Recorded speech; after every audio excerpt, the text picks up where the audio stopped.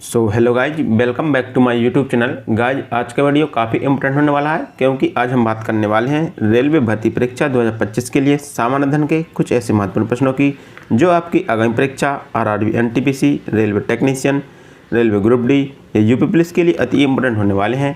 साथियों, इस वीडियो में हमने सभी ऐसे महत्वपूर्ण प्रश्नों को लिया है जो बार बार परीक्षाओं पूछे गए हैं। चलिए तो वीडियो को स्टार्ट करते हैं। हमारा पहला क्वेश्चन है, साथियों हमारा पहला क्वेश्चन कहता है कि 44वां संविधान संशोधन अधिनियम पारित हुआ था। तो आपको बताना है कि 44वां संविधान संशोधन अधिनियम कब पारित हुआ था। तो 44वां संविधान संशोधन अधिनियम है जो 1978 ईस्वी में पारित हुआ था। कब हुआ था? 44वां संविधान संशोधन अधिनियम 1978 ईस्वी में पारित हुआ था। तो इसका राइट आंसर ऑप्शन ए होगा। हमारा अगला क्वेश्चन है, अनुच्छेद 356 को समाप्त करने के लिए आवश्यकता होती है। इससे पूछा गया कि जो अनुच्छेद 356 है राष्ट्रपति शासन, ठीक है, अनुच्छेद 356 के तहत राष्ट्रपति शासन लागू होता है, को समाप्त करने के लिए आवश्यकता होती है। मतलब राष्ट्रपति शासन को समाप्त करने के लिए किसकी आवश्यकता होती है?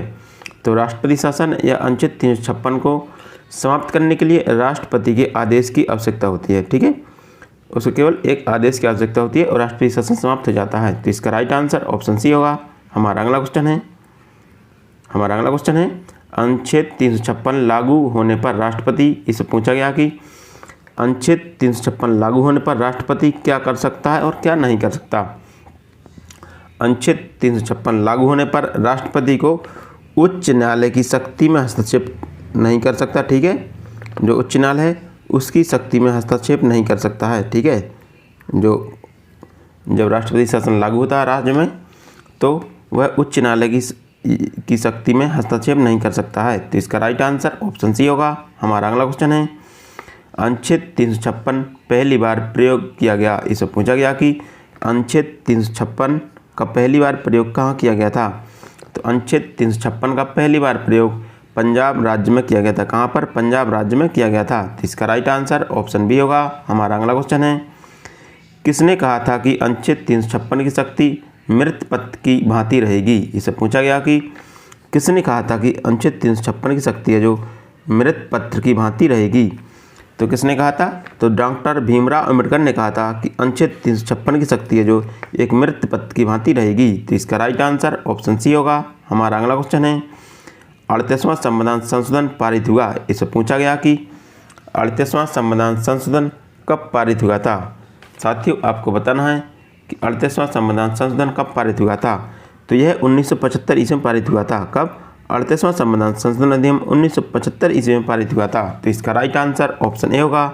हमारा अगला क्वेश्चन है, यदि कोई सरकार सांप्रदायिक राजनीति करती है तो कार्रवाई की जा सकती है। इससे पूछा गया कि यदि कोई सरकार सांप्रदायिक राजनीति करती है तो किसके तहत कार्रवाई की जा सकती है। तो अनुच्छेद 356 के तहत कार्रवाई की जा सकती है। ठीक है, यदि कोई सरकार है सांप्रदायिक राजनीति करती है तो उसको अनुच्छेद 356 के तहत कार्रवाई कर सकते हैं। तो इसका राइट आंसर ऑप्शन बी होगा। हमारा अगला क्वेश्चन है, अनुच्छेद 360 संबंधित है। इससे पूछा गया कि जो अनुच्छेद 360 है वह किससे संबंधित है। तो अनुच्छेद 360 वित्त आपातकाल से संबंधित है। किससे? वित्त आपातकाल से संबंधित है। तो इसका राइट आंसर ऑप्शन बी होगा।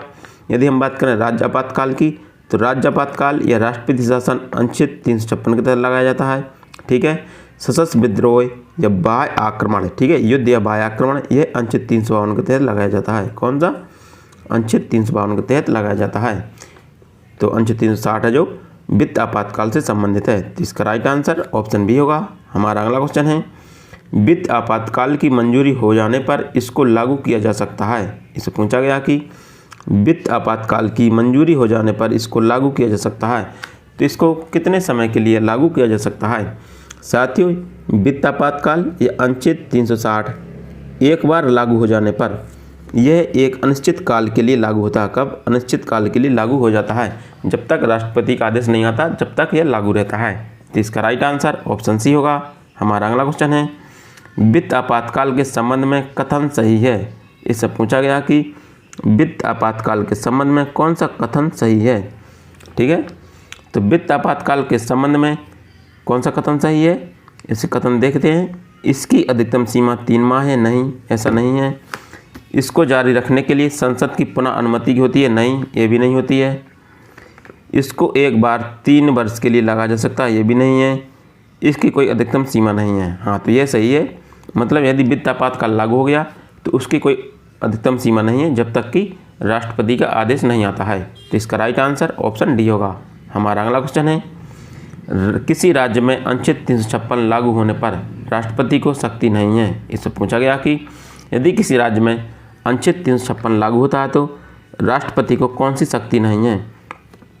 यदि किसी राज्य में अनुच्छेद 356 लागू होता है तो राष्ट्रपति को उच्च न्यायालय की शक्ति में हस्तक्षेप करने की शक्ति नहीं है। ठीक है, उच्च न्यायालय के शक्ति में हस्तक्षेप करने की शक्ति नहीं है। तो इसका राइट आंसर ऑप्शन सी होगा। हमारा अगला क्वेश्चन है, वित्त आपातकाल से संबंधित प्रस्ताव पारित होता है। इससे पूछा गया कि जो वित्त आपातकाल लागू होता है तो उससे संबंधित प्रस्ताव कहाँ पारित होता है। तो वित्त आपातकाल से संबंधित प्रस्ताव है जो किसी भी सदन में साधारण बहुमत से पारित होता है। कहाँ? किसी भी सदन में साधारण बहुमत से पारित होता है। तो इसका राइट आंसर ऑप्शन सी होगा। हमारा अगला क्वेश्चन है, वित्त आपातकाल को समाप्त करने के लिए आवश्यकता होती है। इसमें पूछा गया कि वित्त आपातकाल को समाप्त करने के लिए किसकी आवश्यकता होती है। तो वित्त आपातकाल को समाप्त करने के केवल राष्ट्रपति के आदेश की आवश्यकता होती है। ठीक है ना, वित्त आपातकाल को समाप्त करने के लिए केवल राष्ट्रपति के आदेश की आवश्यकता होती है। तो इसका राइट आंसर ऑप्शन डी होगा। हमारा अगला क्वेश्चन है, वित्त आपातकाल के संबंध में कौन सा कथन सही है। इसमें पूछा गया कि वित्त आपातकाल के संबंध में कौन सा कथन सही है। तो वित्त आपातकाल के संबंध में कौन सा कथन सही है। ऑप्शन भी देखते हैं कि मौलिक अधिकार प्रभावित होते हैं ये नहीं होते वित्त आपातकाल में। अनुच्छेद 21 प्रभावित होता है? नहीं होता है।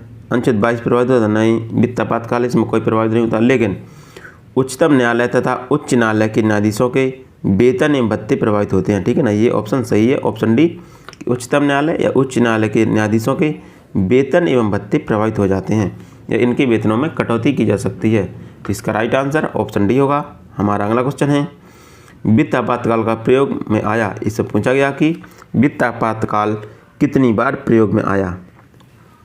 ठीक है ना साथियों, वित्त आपातकाल का अभी तक एक भी बार प्रयोग नहीं किया गया, मतलब एक भी बार उसका प्रयोग नहीं किया गया। ठीक है, तो इसका राइट आंसर ऑप्शन डी होगा। हमारा अगला क्वेश्चन है, निम्न में से किस वर्ष वित्तीय संकट की स्थिति प्रकट हुई थी। इससे पूछा गया कि वित्तीय संकट की स्थिति किस वर्ष प्रकट हुई थी। तो 1991 ईस्वी में वित्तीय संकट की स्थिति प्रकट हुई थी, लेकिन वित्त आपातकाल लागू नहीं किया गया था। ठीक है, तो इसका राइट आंसर ऑप्शन बी होगा।